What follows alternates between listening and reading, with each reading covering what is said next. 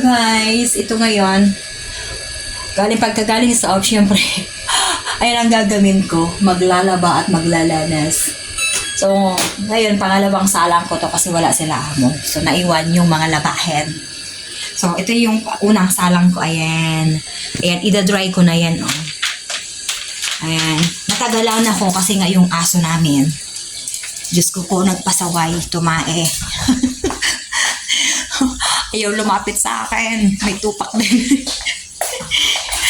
Ayun, takbo ng takbo. Ayaw niya talaga lumapit kasi nga gusto ko sana linisin yung ano niya, yung ano ba, yung tae niya. Ayaw niya talaga lumapit. Wala siya. So, ito ngayon, isasalang ko to sa washing machine. Ayan, ito try ko dyan. 1.5 hours lang naman to. Pero pag hindi umabot, isampay ko na lang yung iba kasi ayaw ko namang sobrang mapuyat sa kakahantay nito. Ayan. Ayan, salang-salang.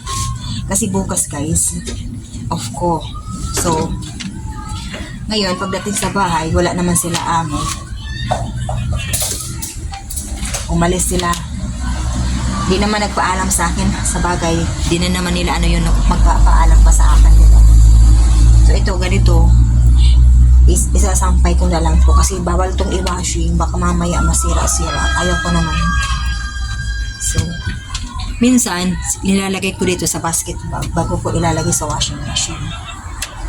Ayan. Ayan, hindi ko ilalagay ko na lang dito. Ayan, para makita nyo. Ayan. Makapag ano man lang ako. Ayan. Isalang ko dito. Tanggalin ko lang yung tubig. Panantin lang kayo siya. O, ayaw. Nakang pala. So, i-on ko lang to. Hindi pa man ako nakakatusuklan. Ayan. Tapos.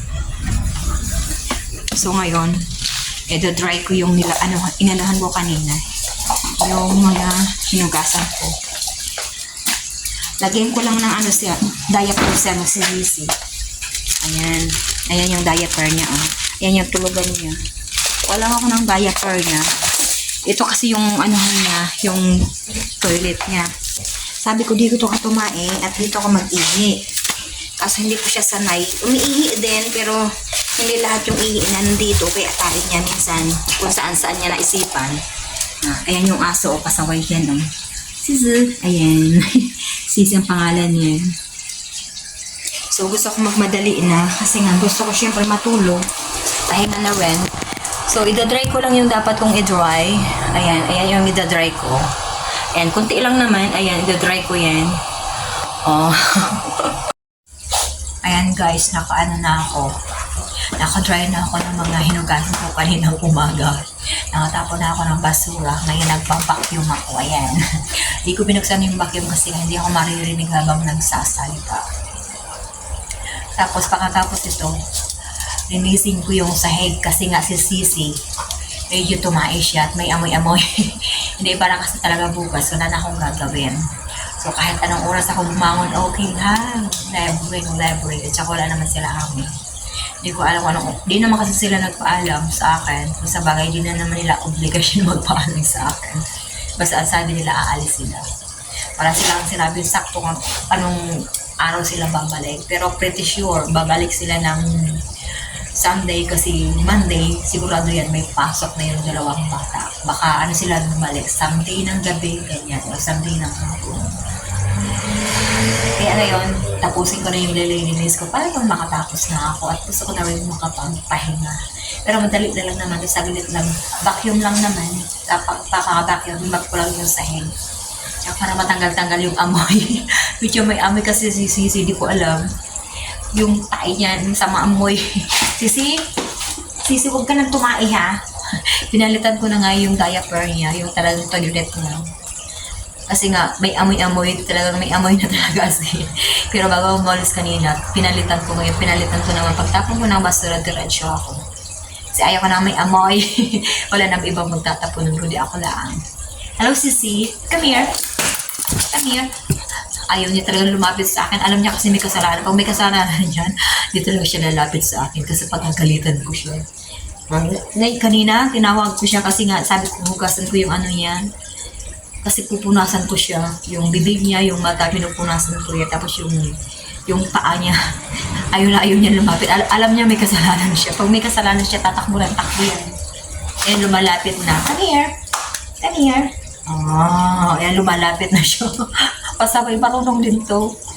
Takot din niya pag alam niya may kasalanan siya. So, tapusin ko na yung pagbabakyong ko para na makatapos na ako. Ayan guys, patapos na ako. Yung winawashing ko, patapos na rin. So, bago ako matulog, kumakain ako ng saging para maganda kasi ito pampatulog. Rich in melatonin and potassium. Hindi, pag nakakain talaga ako ng saging, masarap yung tulog ko nito. Kasi bukas, wala akong pasok. Gusto ko yung ganado ako sa pagtulog.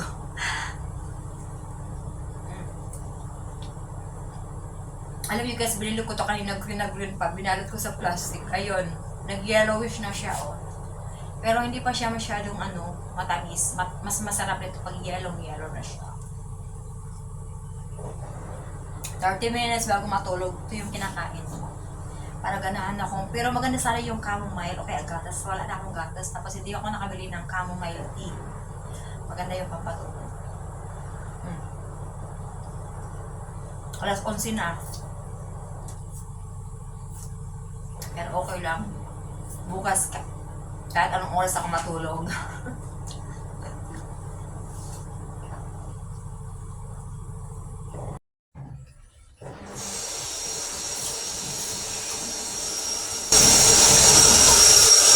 See what they're doing there. Pipi there, not here, okay? In your toilet, huh? Pipi over there. Huh? Be good, okay? Nice, huh? Pipi there. Parang yung aking alaga. Not here, okay? Over there. Huh? Finally guys, nakatapos na rin ako.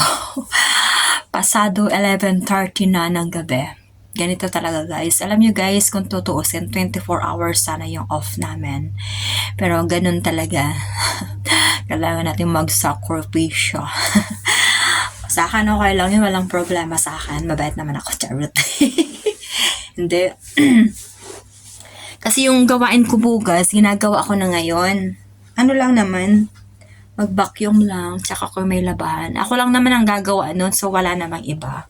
So, kung may labahan, winawashing ko na yun, dinediretso ko na yun, dry. Kinabukasan, tutupiin ko na lang. Tapos, vacuum lang ako. Tapos, map na floor, okay na yon. Tapos kinaumagahan, kahit anong oras ako gumeseng, okay lang. Tapos, syempre guys, alam nyo guys, ito, pinag-aaralan ko rin kasi malapit na yung exams namin. Sana guys, hanggang rin yung makapasa naman ako. Makapasa ako sa caregiving course. Alam nyo guys, na sakripisyo din. Kasi nga, syempre, hectic yung trabaho ko. Tapos yung pag-aaral. Minsan, antong na ako. Wala na akong panahon mag-aral. Pero ngayon, pasalamat din ako na ilang araw yung ko. Pahinga at least kahit pare. Nakakabasa naman ako. Para naman pag-exam namin, din naman ako mag-zero. Makuha ko naman kahit na makapasa man lang. Alam niyo guys, hindi basihan yung edad sa pag-aaral. So, kung gusto niyo mag-aral, okay lang yun kahit ilang taon na kayo. Hindi naman basihan yung edad. Kung gusto niyo mag-aral, bastang kaya at may pantuition kayo, go, go, go. Walang makakapigil sa gustong makapag-aral. Kahit caregiving course lang, okay yun sa akin. Sana nga guys, makapasa naman ako kahit paano, ha? Pagdasal nyo naman ako, uy! Guys, thank you so much po. Alam nyo guys, itong pagpa-vlogging ko na to sa YouTube, kahit konti lang yung views ko, kahit konti lang yung followers ko, malaki yung pasalamat ko na rin kahit paano. At least may nanonood. Sana nga ma-monetize na ako. Pero kailangan pag ma-monetize kayo, may 1,000 followers ka. Ilan ba lang yung followers ko? Follow nyo naman ako. Uy, sige na. Hindi naman natin kailangan magmakaawa. Yung gusto lang. Di naman ako namimilit. So, yung gusto lang na mag-follow sa akin, thank you so much po and appreciated much. Ako po yung magpapala na thank you. Bye-bye. Buhay OFW. Bye-bye. Thank you.